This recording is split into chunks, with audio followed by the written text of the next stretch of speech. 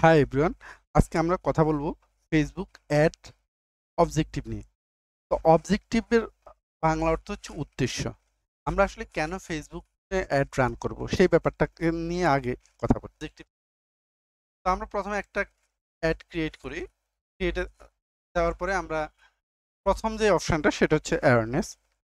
Awareness মানে হচ্ছে সচেতনতা।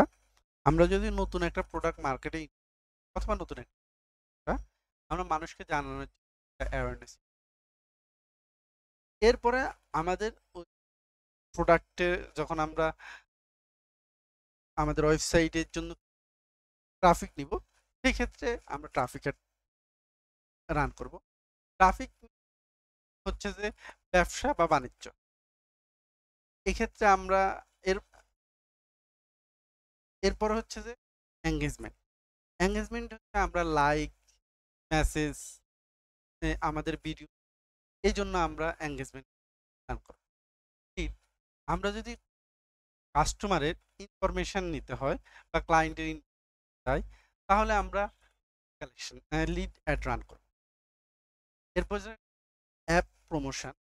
অ্যাপ প্রমোশনটা হচ্ছে আমরা যদি আমাদের কোনো অ্যাপস থাকে সেই অ্যাপসকে ডাউনলোড করাতে চাই ক্লায়েন্টের মাধ্যমে অথবা কাস্টমারের মাধ্যমে, সেই ক্ষেত্রে আমরা অ্যাপ প্রমোশন এটা রান করবো। এছাড়াও আমরা ইভেন্ট ট্র্যাকিং অ্যাপ প্রমোশন। এরপরে হচ্ছে সেলস। সেলস হচ্ছে মোস্ট ইম্পর্টেন্ট পার্ট। সেলসে আপনার সবসময় হট ক্লায়েন্টরা থাকবে।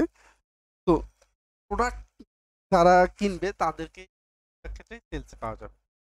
তো আমরা যখন সেলস ক্যাম্পেইন রান করব, সেক্ষেত্রে আমাদের একটা ওয়েবসাইট লাগবে।